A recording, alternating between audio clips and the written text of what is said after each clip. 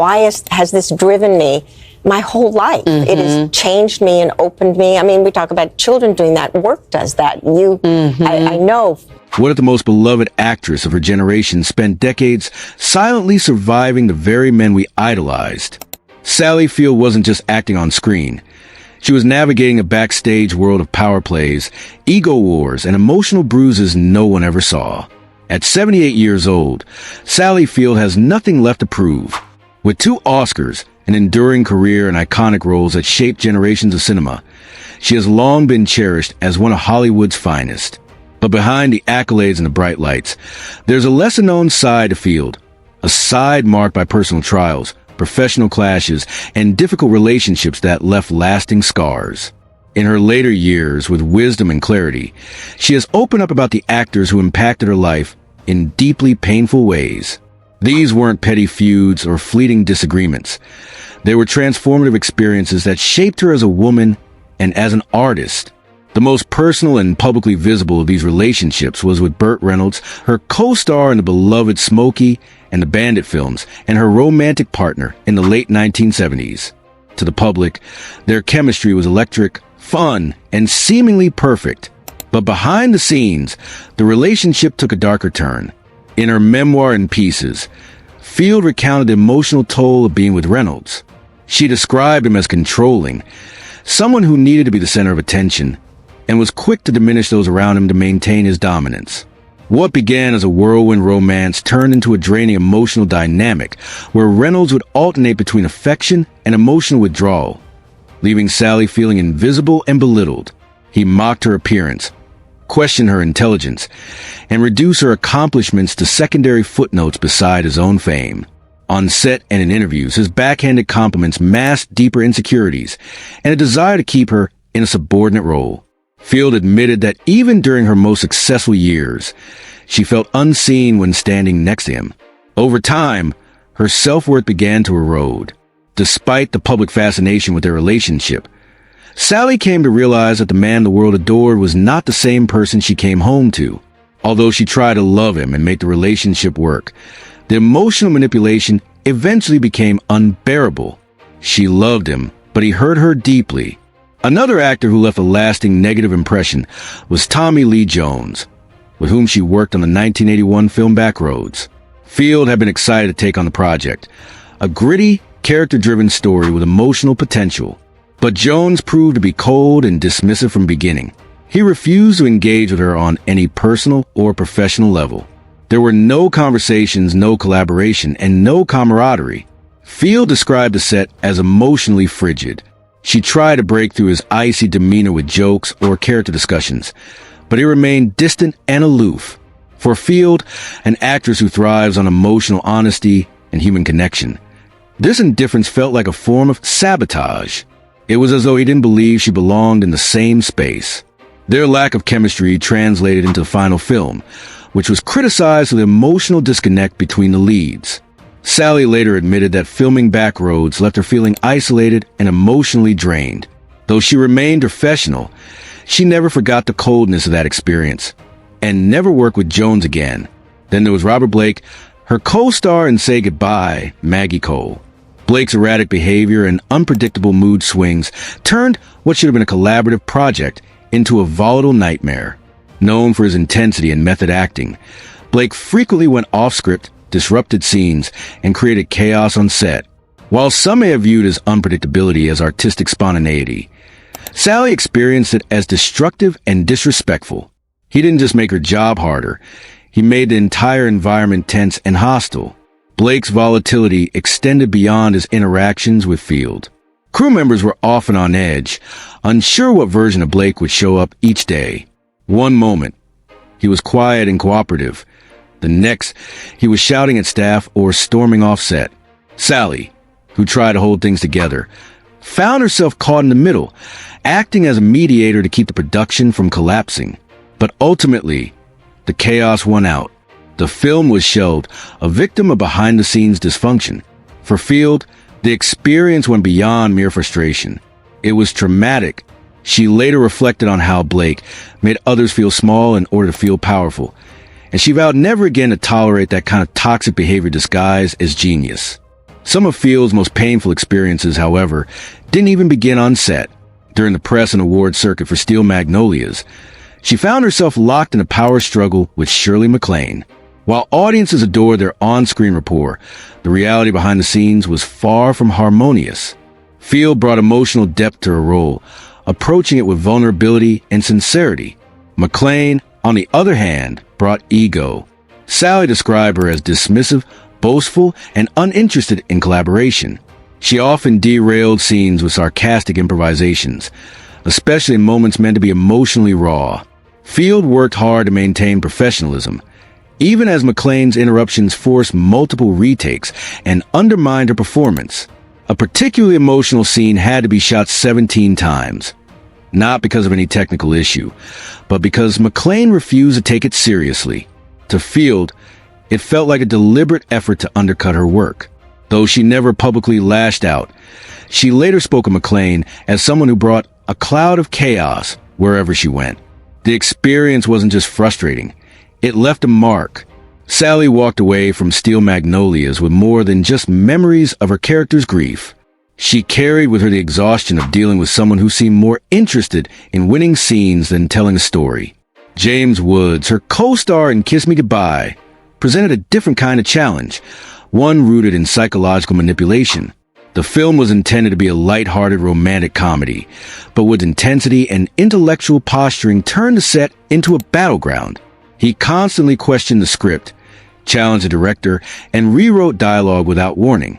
Sally, who values emotional honesty and creative partnership, found his behavior undermining and condescending. The experience left her feeling like a schoolgirl rather than the accomplished actress she was. The humiliation was compounded when she heard through a contact that Hoffman had later bragged about sabotaging the audition, claiming he intentionally tanked the chemistry. For Sally, the experience wasn't just hurtful, it was transformative. She realized that even at the highest levels of Hollywood, women could be made to feel small by men who prioritized ego over empathy. Each of these interactions left a different kind of bruise, some emotional, some psychological, some professional. But together, they helped shape the resilient, introspective woman Sally Field became. Through betrayal, condescension, emotional manipulation, and professional undermining, she learned to set boundaries and reclaim her voice. She emerged with a deeper understanding of the cost of silence and the power of self-respect. While the public remembers Sally Field for her warmth, her passion, and her unforgettable performances, the story behind the curtain is more complex. She endured not just the pressures of fame, but the corrosive behaviors of co-stars who mistook dominance for artistry. Yet she remained committed to her craft, refusing to let those experiences define her. With age came wisdom, and with wisdom came the courage to speak out, not to retaliate, but to reveal the truth. These were not petty grudges. They were battle scars. And by sharing them, Sally Field has offered something even more powerful than a performance: honesty. Sally Field's journey through Hollywood has been one of transformative resilience.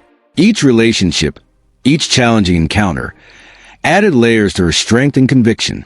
The story she recently shared, the 6 men who impacted her deeply, for reasons both overt and covert, are more than mere anecdotes. They reflect moments in time where she was forced to question her worth, reassess her boundaries, and ultimately rebuild herself. Below, we delve deeper into each experience, unraveling the emotional threads that wound around each actor, the lessons she learned, and how she turned pain into power. At the height of her fame in the late 1970s, Sally Field and Burt Reynolds were a golden couple adored by millions. They were the kind of duo that made audiences swoon, the perfect combination of charm, magnetism, and screen chemistry. Smokey and the Bandit became more than a movie. It became a cultural touchstone, forever tied to the couple's image. But Sally's memoir, In Pieces, peeled back the veneer of that public image, revealing a more complicated reality.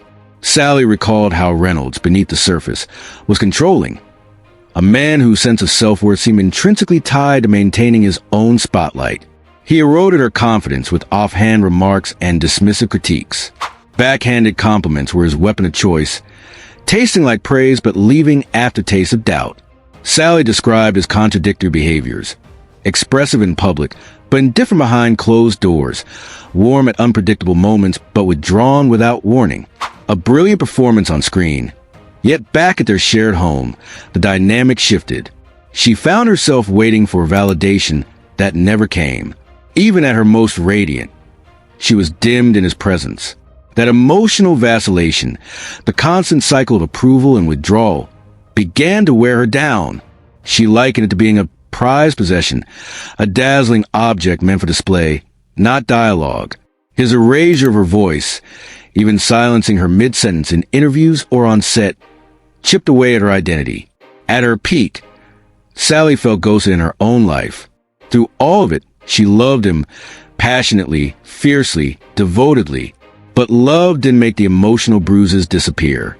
In hindsight, she realized his behavior wasn't harmless flirtation. It was domination disguised as charm. She learned the hard way that charisma isn't kind, and popularity doesn't equal respect. The rupture of that relationship would mark the beginning of Sally Field's deeper commitment to her own self-respect. Jumping forward to the experience on Backroads, a film brimming with potential whose promise was compromised by Tommy Lee Jones's impenetrable reticence. For Sally, who thrives on collaboration and emotional connection, the set felt more like a freezer than a stage. Jones, stoic and unmoved, treated her presence as a mere convenience. She tried everything. Genuine conversation, humor, vulnerability, co-development of character arcs, anything to thaw the chill. But her efforts were met with silence. He was polite, punctual, professional, but nothing more. And in that void, Sally found herself performing alone. She played a partner, but on an emotional island. When the film premiered, critics pointed to a lack of chemistry. Anyone watching could feel the coldness flicker between the leads. But for Sally, it wasn't an accidental misfire. It was emotional estrangement. She was forced to confront the power held by silence. A refusal to engage that can unravel trust and dismantle character arcs. She came away drained, but clearer. She realized that chemistry isn't just a scripted spark. It's nurtured. It thrives on engagement, empathy, and shared creation. With Tommy Lee Jones, the absence of these elements sealed the film's fate and taught her a painful lesson about presence, partnership, and the necessity of emotional reciprocity in collaboration. On Say Goodbye, Maggie Cole, Sally Field encountered perhaps the most tumultuous figure of all, Robert Blake. His name was infamous, and his reputation ruthless. Having worked intensely through method acting, he blurred the line between performance and aggression, and everyone on set felt the tremors. Sally described Blake as a human seismic event. He rewrote scenes mid-take, changed lines without warning, and used unpredictability as a weapon. What he labeled spontaneity, she experienced as sabotage. The schedule was compromised, the tone was upended, and once calm crew members were on edge, bracing for sudden storms of rage or retreat. Sally tried to protect the shoot, deflecting his instability, smoothing ruffled feathers, holding ground. She became a buffer between his chaos and the production's survival. But eventually, the strain was too great. The project collapsed, buried under the weight of its own dysfunction. To many, the film's demise might look like budget-related or logistical, but to Sally, the collapse felt personal. She carried the memory of a hostile, toxic environment where her emotional labor went unnoticed. She described it as traumatic. For her, surviving that set wasn't about a job. It was about preserving her sanity, her dignity, and her craft. The chaos was his masterpiece. To her, it was a violation. After that crucible of conflict, Sally refused to walk onto another set without grounding, without knowing that safety and respect awaited her. Steel Magnolias brought together some of Hollywood's most beloved names.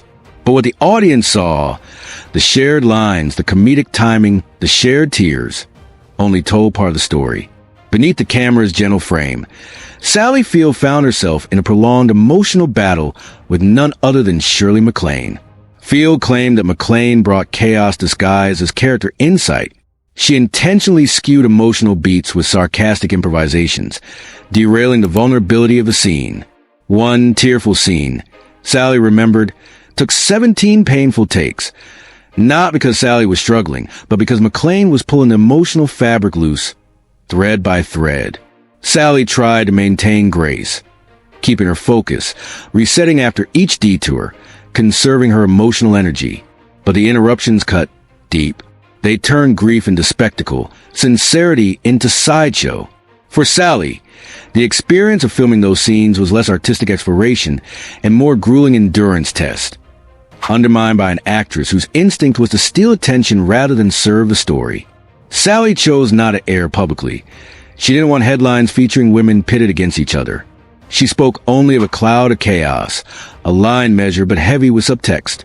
In that emotional battlefield, she proved something vital, that compassion and composure are not equivalent to yielding. She fought with her performance, not words. And she emerged with the weight of that clampdown still fresh, while her public narrative remained elegant and understated. When Sally signed on to Kiss Me Goodbye, she envisioned a breezy, charming comedy. Instead, she found herself in an unspoken war of intellect and dominance with James Woods. He was bright, articulate, analytical, and used those gifts to assert intellectual authority rather than collaborative spirit. Sally recalled scenes where the script's rhythm was disrupted by Woods questioning dialogue mid-take, initiating rewrites on the fly, interrogating creative decisions. It wasn't collaboration, it was commandeering. To Sally, each suggested change felt like erasing her vision with intellectual steamroller. What pained her most were his comments that lingered. Insinuations that she was phoning in scenes, that her emotional focus was lacking, not in private, but where others could hear them. She felt tested psychologically, her confidence interrogated, her artistry undermined. She walked into scenes energized, but the emotional climate hardened her. It wasn't just working with someone difficult.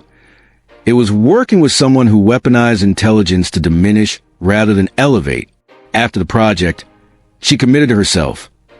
Never again would anyone treat kindness for weakness, emotional clarity for naivete. And she reclaimed an artistic ethos, presence, vulnerability, connection, not games.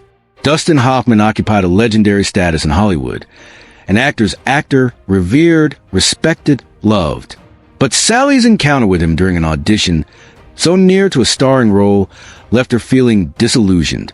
The need to prove ego, dramatically, publicly, systemically, was more important to him than respect for a peer. At the chemistry read, Hoffman set the tone before Sally even walked in. He joked deliberately, made pointed observations to producers, showed off. When Sally began to read, he interrupted her. Her performance, her choices, her nuance were all subject to his corrections. Not as a director or scene partner, but as a dominator. She sensed he wasn't giving suggestions. He was repositioning the entire audition to feed his own sense of superiority. Hull-crushed is the word she used. She wasn't being shaped or guided. She was being made small. And the humiliation intensified when she learned he later bragged about undermining her performance to tank the chemistry read. It wasn't a mere audition. It was a showcase of sabotage hidden as spontaneity. It shook her deeply. From the experience, Sally learned the cruel calculus of Hollywood. Power isn't always held on set. It can be wielded quietly in casting rooms. She realized that talent isn't always measured in skill. It can be stamped into place or erased by those with invisible influence. And from that moment forward, she resolved to recognize that power, guard it, and protect herself. Each story might read as conflict, but Sally Field's real triumph isn't just surviving these experiences. It's what came after. Instead of retreating, she chose introspection. She explored how these men value their own brilliance over the brilliance of the collective, how charisma could cloak cruelty, how collaboration disguised as ego was still betrayal. She prioritized emotional safety in her later collaborations. She set resolute boundaries. She learned to advocate for herself in meetings, auditions, and press interactions. She embraced roles that honored her integrity, documentary work, independent films, characters with moral clarity, women of complexity. She foresaw the importance of representation, not just to reflect women's stories, but to assert that women have autonomy on set, on screen, in life. At award ceremonies, red carpets, in interviews, she carried not just her legacy, but her story. She became a voice for those whose vulnerability had been overshadowed by other people's egos. She became an advocate for mentorship, for equitable treatment, for transparency. And she did it without diminishing the careers of those men, despite the pain, because her journey was never about retribution. It was about revelation. Sally Field's revelations resonate beyond Hollywood. They echo across boardrooms, classrooms, legislative chambers. Anywhere brilliance is weaponized, charisma wielded, and power imbalanced. Her stories are cautionary tales. Personal safety isn't a luxury. Respect isn't optional. Collaboration doesn't require capitulation. And emotional labor isn't insignificant. Sally Field ended her accounting by saying she has nothing left to prove. And that's true. Her trophies, performances, awards, and memories testify to her brilliance. But in naming these experiences, she proved something new. That vulnerability is courage, and that sharing pain can heal others. Her path through love, conflict, betrayal, dominion, and humiliation shows her without armor, but with more strength than ever. To paraphrase her closing thought, I loved every minute of the work, but some men I loved working with them, and some I loved walking away. And by walking away, she never diminished. Instead, she grew. She chose herself. She carved a place in Hollywood not just as an actress, but as a woman who said at every turn, "This is my legacy. This is my truth. This is the power of surviving and thriving." If you felt something today, curiosity, empathy, maybe even a bit of shock, hit that like button and share your thoughts below.